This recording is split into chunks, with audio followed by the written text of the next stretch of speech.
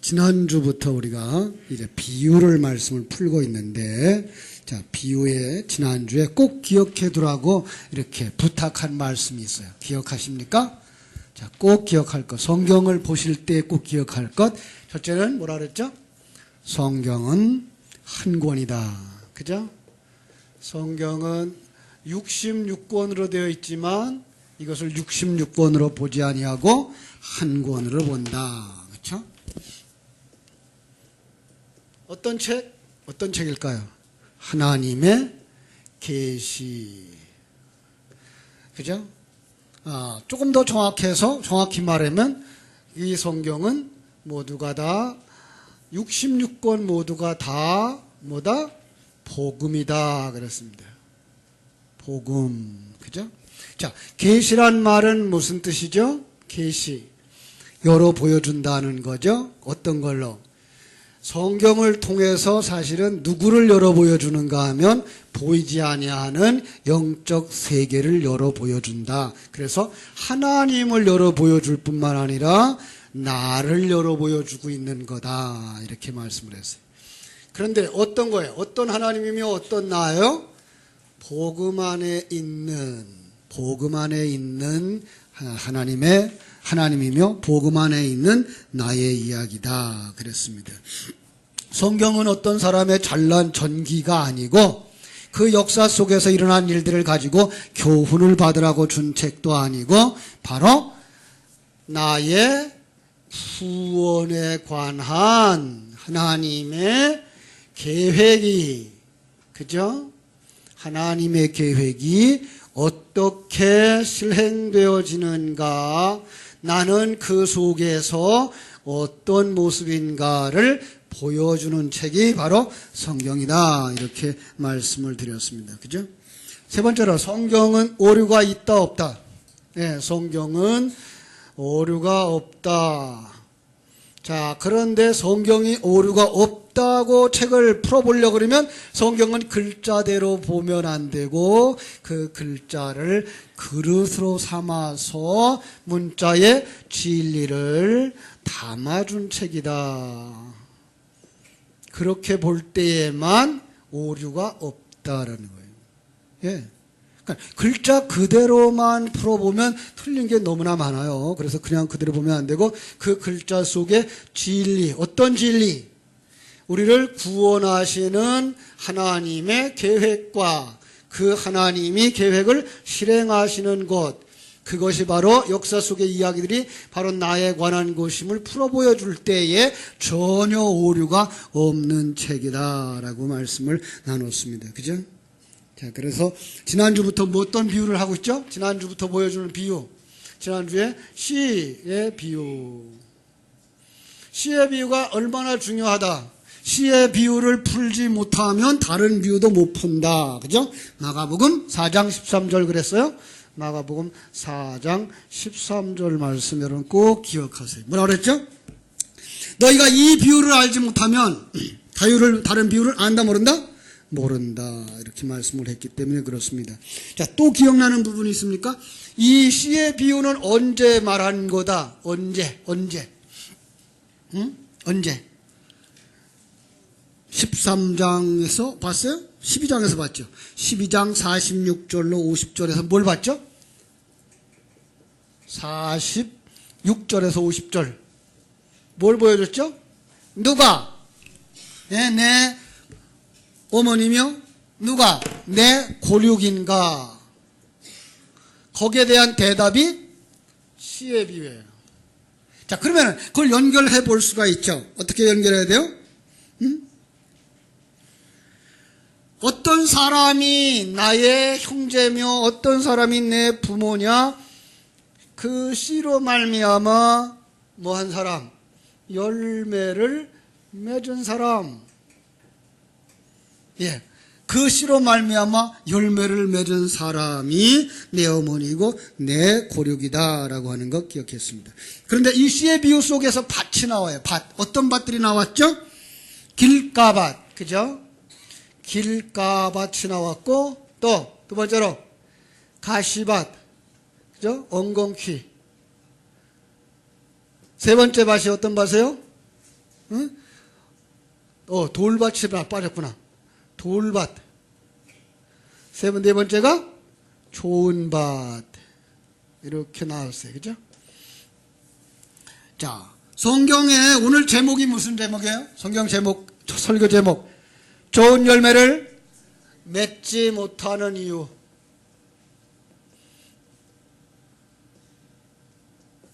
자, 좋은 열매.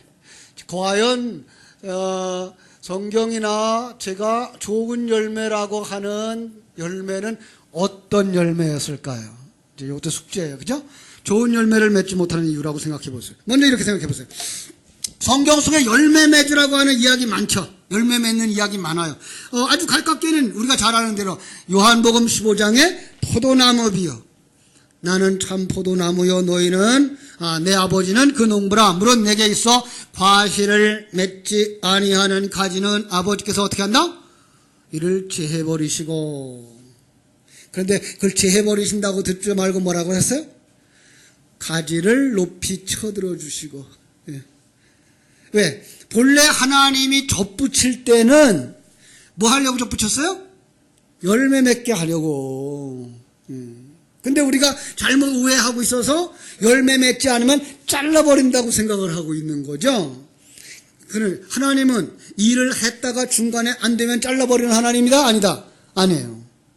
하나님은 시작하면 끝을 맺는 빌립보서 1장 6절 말씀에 하나님. 그냥 그 시작부터 그가 그 가지가 처질 것도 알고 부족할 것도 아시고서 그럼에도 불구하고 그것까지 다 대책을 세워서 열매를 맺게 하려는 그 하나님. 그제 열매를 맺은 가지는 더욱 열매를 맺게 하려고 하여서 뭐하여? 정지해준다, 잘라준다. 그렇게 말했어요. 그죠? 내 말이 너희 안에 거하고 너희 말이 내 안에 거하면 무엇이니 원하는 대로 구하라. 그리하면 이루리라. 너희가 열매를 맺지 아니하면 열매를 많이 맺으면 내 아버지께서 영광을 받으실 것이요 너희가 내 제자가 되리라. 그래서 하나님은 열매를 맺게 하기 위해서 시작하시는 분, 하나님이 열매 맺기를 시작하시는 분은 반드시 열매를 맺는 거예요. 자, 여기서 조금 이제 모순이 와요. 지금 열매를 맺지 못하는 이유를 얘기하고 있으면서 하나님은 뭘 한다고 그래요? 열매를 반드시 맺는다고 이야기를 하고 있는 것 우리가 기억하고 넘어가겠어요? 그 다음에 마태복음 7장 16절로 20절 한번 찾아볼까요? 마태복음 7장 16절로 20절 열매에 관한 이야기를 지금 말하고 있어요. 16절입니다. 마태복음 7장 16절 찾았으면 같이 읽어요. 시작. 그들의 열매로 그들을 알지니 가시나무에서 포도를 또는 엉겅퀴에서 무화과를 따겠느냐.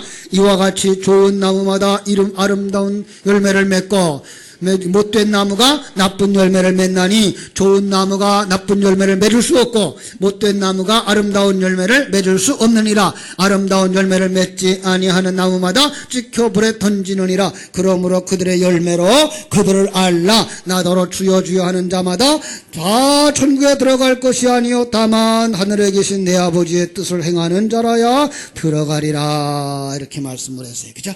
자, 여기서는 열매를 맺는데요. 그런데 열매가 두 종류래요. 어떤 종류? 하나는 좋은 열매, 하나는 나쁜 열매. 자, 그러면은 여기에 지금 좋은 열매를 이렇게 그려놨어요. 이 좋은 열매를 맺는 나무가 있고 맺지 못하는 게 아니라 어떤 열매를 맺는 거예요?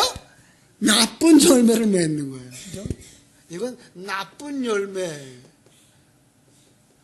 좋은 열매를 맺지 못하는 나무는 나쁜 열매를 맺는 거예요. 자, 좋은 열매가 있고 나쁜 열매가 있는 거예요. 그럼 좋은 열매는 어떤 나무가 맺어요? 좋은 나무가. 그럼 나쁜 열매는 어떤 나무가 열매요? 나쁜 나무. 그죠? 자, 바로 이런 거예요. 그러니까 열매를 다 맺는 거예요. 이 땅에 있는 모든 인생에는 다 열매를 맺는 거예요. 그 열매가 뭐예요? 그 열매가 뭘까요? 그의 생명이 그를 어떤 사람으로 만드느냐예요.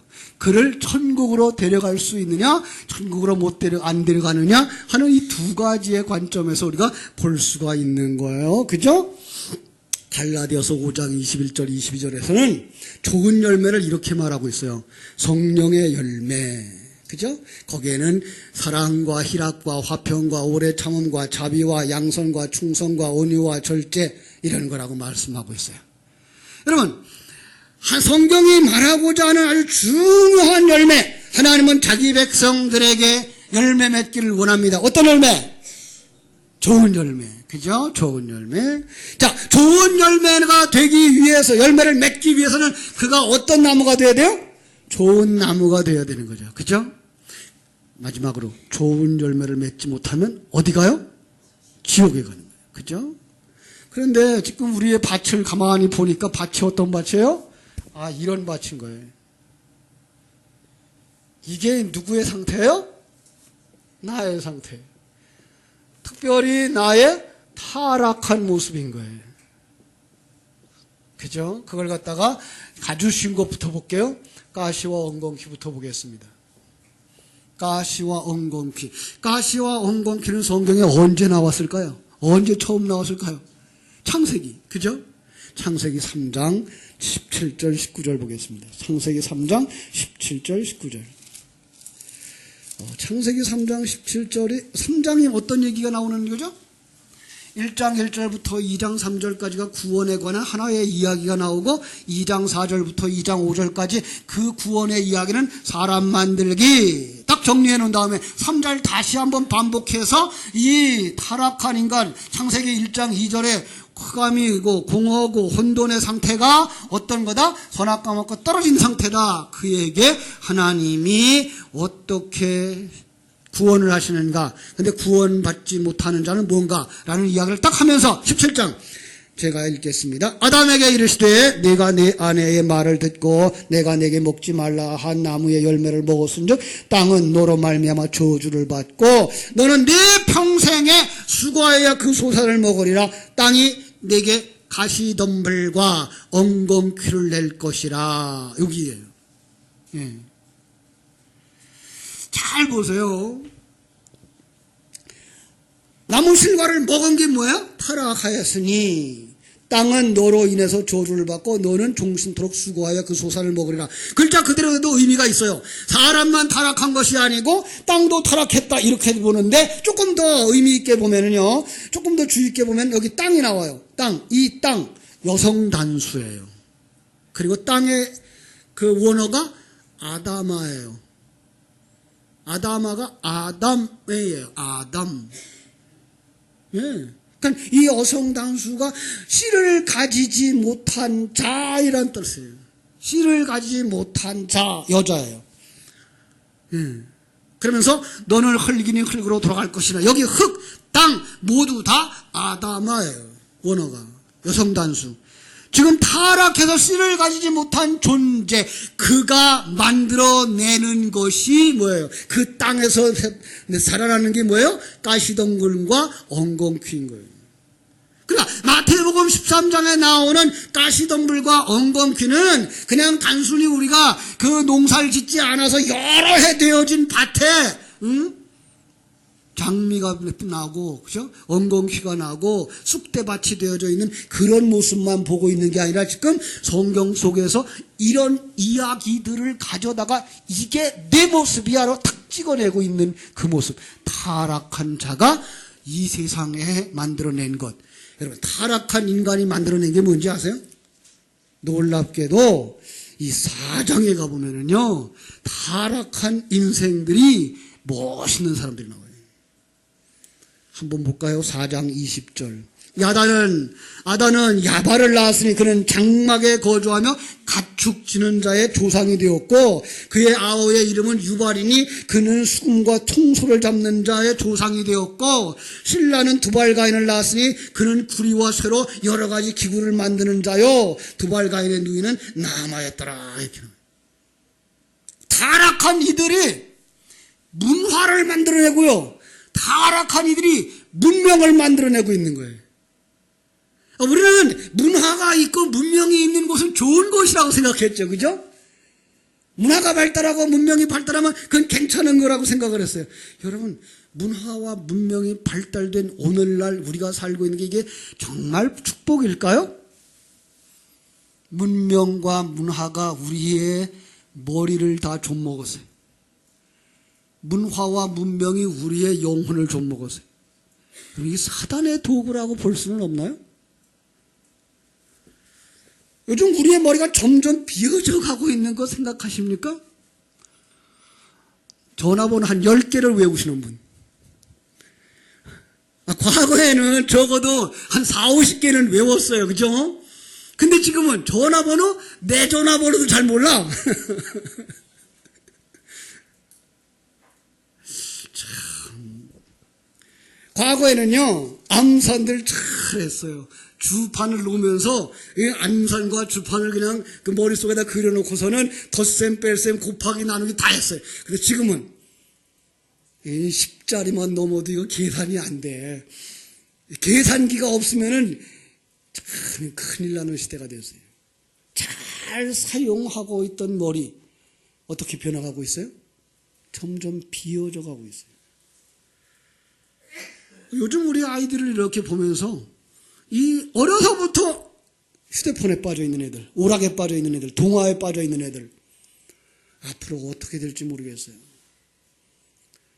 하루를 주님의 말씀을 묵상하고 기도하고 하나님의 임재와 동행과 하나님의 인도하심의 손길을 느끼면서 살아가야 할 인생들이 텔레비전 앞에 쭈그리고 앉으면 그냥 바보들이 돼요. 다.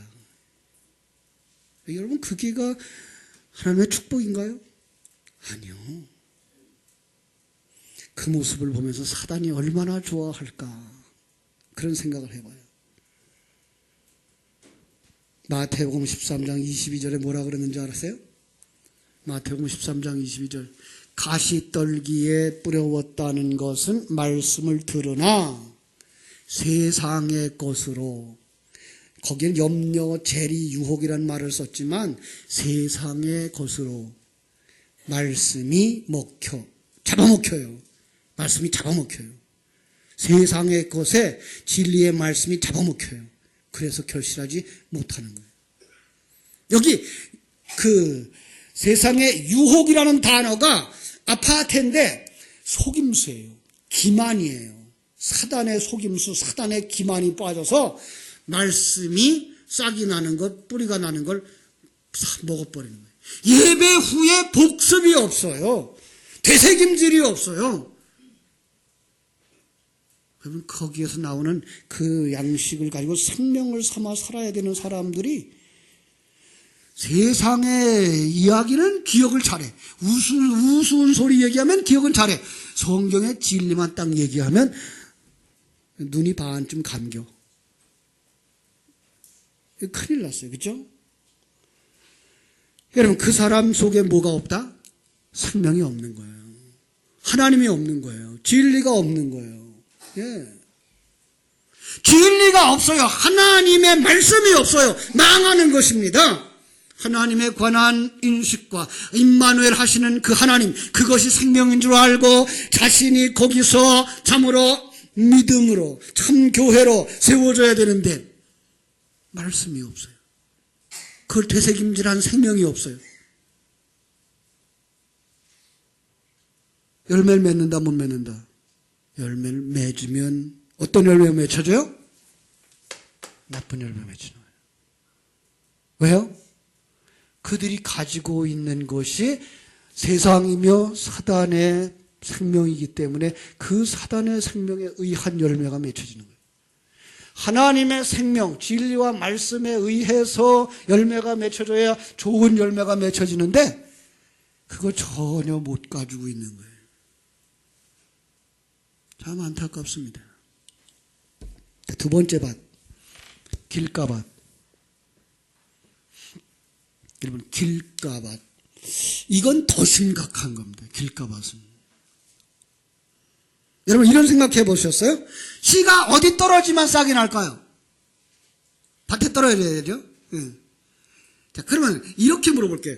길에 떨어지는 게 나을까요? 길가에 떨어지는 게 나을까요? 그래도 길가에 떨어지는 게 낫지. 어린아이가 이렇게, 이제 학교 선생님이 씨앗을 받아오라 그래가지고, 해바라기 씨를 받아가지고 이제 학교를 가다가 툭 떨어졌어요. 길가에 떨어졌어요. 그거 어떻게 될까요? 지나가는 차들이 다 밟아가지고 다 부서지겠죠. 그래도 길가에 떨어진 건 그래도 싹이 나가지고 가을이 되면 해바라기가 그래도 코스모스가 피겠죠. 여러분, 그거 얘기하고 있는 게 아니에요. 성경이 말하고 있는 이 길에 관한 얘기를 하는 거예요. 길. 여러분 생각납니까? 요한복음 14장 6절. 예수께서 가라사대 내가 곧 길이요. 예수님이 말씀한 거기를 보셔야 되는 거예요. 성경이 주어졌을 때 예수로 풀어야 되는 거예요. 사건이 발생했을 때 예수로 풀어야 되는 거예요. 하나님의 계획과 하나님의 일하심으로 볼 수 있어야 되는 거예요.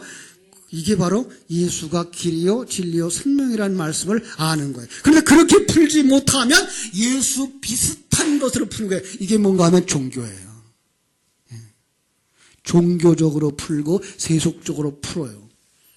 길과 비슷한, 진리와 비슷한, 생명과 비슷한 것을 풀면 그걸 갖다 길가에 뿌려졌다라고 말하는 거예요. 이걸 갈라디아에서는 다른 복음이라고 말하고 있고요. 요한계시록에 오늘 날 시간 말했어요. 처음 사랑을 잃어버린 상태. 그래서 뭐예요? 그 생명, 처음 사랑인 하나님을 아는 거기에다 뭘 붙인 거예요? 행위를 붙여버린 것. 이게 바로 뭐예요? 길가라는 거예요. 요거는 뭘 봐요? 이 사람은 하나님을 봐요. 하나님의 계획을 봐요. 하나님의 일하심을 봐요. 하나님의 완성시키는 걸 보는 거예요. 그러니까 하나님이 주권자가 돼서 하나님이 이루시는데 사람들이 여기다가 사단이 뭘 갖다 줘요? 그것도 좋지만 이게 있어야 상을 받는 거야 라고 딱 행위를 보여주는 순간 사람들은 보이지 아니하는 하나님의 계획과 하나님의 일하심의 생각이 싹 사라지고 뭐만 보여요? 이 세상에 보이는 것들이 전부라고 생각되어져서 이 세상에서 보이는 것들 가지고 잘났어 못났어를 평가하는 거예요. 그거보다 더 나쁘게 평가하는 게 이 세상 것까지 하지 아니하고 천국에 가서도 상이 있어라고 말하고 있는 사람들이에요. 여러분 천국에 가면 차등이 있을까요 없을까요? 있어요. 없지 않아요. 다 각각이 다르다니까요. 여러분 꽃밭에 가보면 꽃이 한 가지예요 여러 가지예요? 여러 가지가 이뻐요 한 가지가 이뻐요? 그죠? 여러 가지가 있어요. 우리가 천국에 가면은 분명히 거기에는 큰 사람도 있고 작은 사람이 있어요. 마치 꽃밭에 큰 꽃 작은 꽃 장미꽃 채송화 들국화 다 있는 것처럼 천국에 각양이 다양하게 있어요. 그런데 그 꽃들을 누가 만들었다? 하나님이. 여러분과 나를 누가 만들었다? 하나님이. 여러분 그 일을 할 수 있는 능력은 누가 주셨다? 하나님이. 그래서 그 능력을 있는 것 능력만큼 되어지고 그 높이만큼 있는 것 당연해요. 그런데도 불구하고 우리는 다 만족해요. 왜? 하나님이 주인이시기 때문에. 믿습니까? 그걸 갖다가 누구에게 준 상이라고만 생각하면 안 되는 거예요. 우리는 거기에 가서 동일한 은혜를 누리면서 살아갈 수 있어야 되는 거예요. 그죠? 그러니까 이것을 너무 강조하면 보이면 그 다음에 누구를 잃어버려요? 하나님이 주인, 하나님이 만드심, 하나님이 완성하심에 대한 생각들이 사라지고 어떻게 하더니 내가 더 하려고 하고 어떻게 하더니 내가 너보다 나아졌다라고 자랑하려고 하는 내가 살아나는 거예요. 그게 뭐예요? 길가봐 하신 거예요. 이건 천국에 못 가요. 자, 돌짝밭은 뭘까요? 돌짝밭. 응? 자, 돌밭에 떨어졌다. 돌. 농사 지어 보셔서 아시는데, 밭에 가니까 돌멩이가 흙보다 더 많아. 저 흑산도에 가면 그렇대요. 저는 못 가봤어요. 그런데 저희 형님이 그래요. 배를 타고 이제 조기잡이를 다니셨는데, 거기 가면은 돌이 얼마나 많은지 그 돌로다가 이 밭둑에다가 이렇게 울타리를 만든대요. 그러면 밭보다 울타리가 더 크대요. 왜? 돌이 많아서. 그런 게 돌파하실까요? 이 단어를 찾아봤더니요, 여기 쓰인 돌이라는 단어가 페트로데스예요. 이 반석이에요. 마태복음 7장 24절에서 그 집을 반석 위에 지은 지혜로운 사람이라고 말했더니 그 반석 똑같은 단어예요. 반석은 모세가 물 달라고 할 때에 이스라엘 백성들을 데리고 호렙산에 올라가서 반석을 쳐서 물을 냈던 그 반석이에요. 그런데 요한복음 6장에서는 그 반석을 누구라고 말하고 있어요? 예수님이라고 말하고 있어요. 그죠? 좀 말이 이해가 잘 안 되죠. 그죠? 반석 때문에 열매를 맺지 못한다. 예수님 때문에 열매를 맺지 못한다. 왜 그럴까요?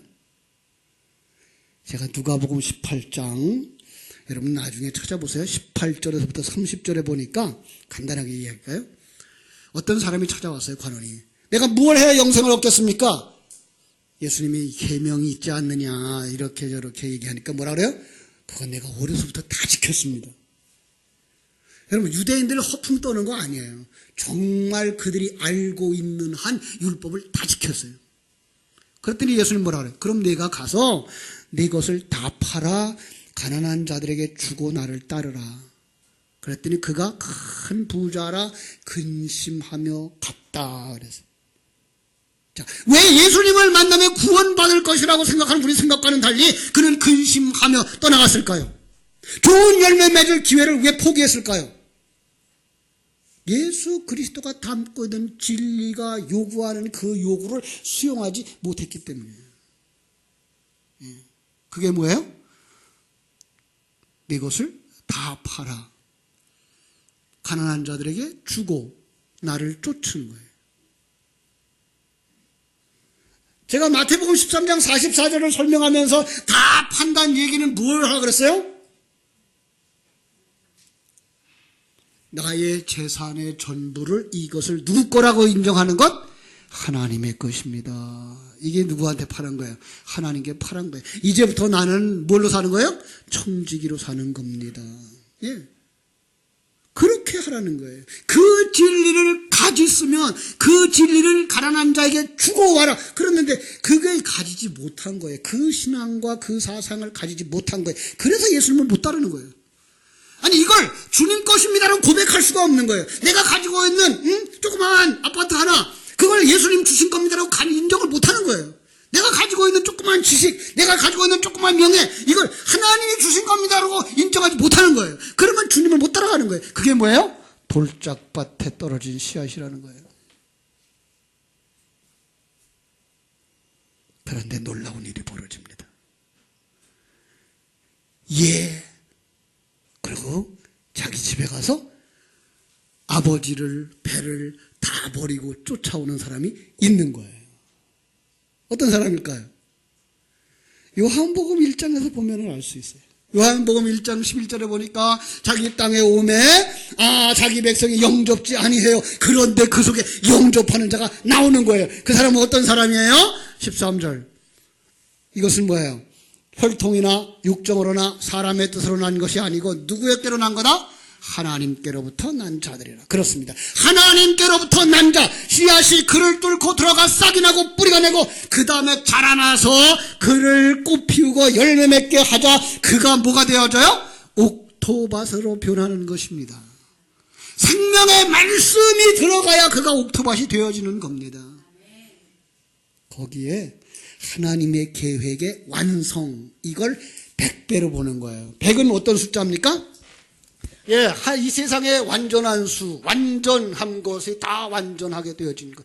하나님이 이 세상 속에서 여러분들을 완성시키고자 하는 그 완성에 완성되어진 모습이 100으로 표현되어져 있는 거예요. 6은 어떤 걸까요? 6 곱하기 10. 하나님이 천지 창조할 때 엿새 동안 창조했던 하나님의 백성, 하나님의 신부로서의 완성을 60으로 보신 거예요. 30은 뭘까요? 하나님이 첫째 날, 둘째 날, 셋째 날, 그 온 세계의 울타리를 쳤는데 그 울타리의 완성인 거예요. 예수님이 돌아가신 지 사흘 동안 어디 갔을까요? 이거 만드시라고 하셨다. 많은 사람들에게 물어봐요. 이번에도 우리 학생들이 물어보기를, 예수님 그 3일 동안 어디 가셨더랬을까요? 여러분, 어디 가셨는지 그걸 내가 어떻게 알아요? 성경은 그 3일을 가져다가 우리에게 설명하고 있는 거예요. 주님이 죽으신 3년, 주님이 죽으신 3일, 그건 뭘까요? 여러분과 나의 일생의 절반이에요. 6일의 절반이에요. 그날 주님은 옛사람을 벗어버리는 그 상황 속에 들어가신 거예요. 그래야 뭐가 나와요? 부활이 나오는 거예요. 사실은 부활도 그럼 며칠 걸려야 될까요? 3일이 걸리는 거예요. 여러분 속에 새 사람이 완성되어지는 시간이 여러분의 일생이 걸리는 거예요. 그러면 우리는 그걸 뭐라 그런다? 그걸 30배, 60배, 100배로 열매를 맺는다. 다시 정리합니다. 왜 열매를 맺지 못할까요? 내가 살아있어서. 진리를 거절하기 때문에, 나를 더 사랑, 세상을 더 사랑, 자기를 포기하지 못하기 때문에, 순종하지 못하기 때문에 오늘 이런 사람들이 있습니까? 이 시간에 주님 앞에 엎드려서 주님 나를 용서하여 주옵소서. 자기를 내려놓고 회개하심으로 말미암아 여러분 생명과 진리의 말씀을 여러분 마음밭에 받아들이는 놀라운 시간, 축복의 시간 이후에 여러분들은 열매 맺는 자들이 다 되어지기를 주님의 이름으로 축원합니다. 우리 같이 한번 통성으로 기도하겠습니다.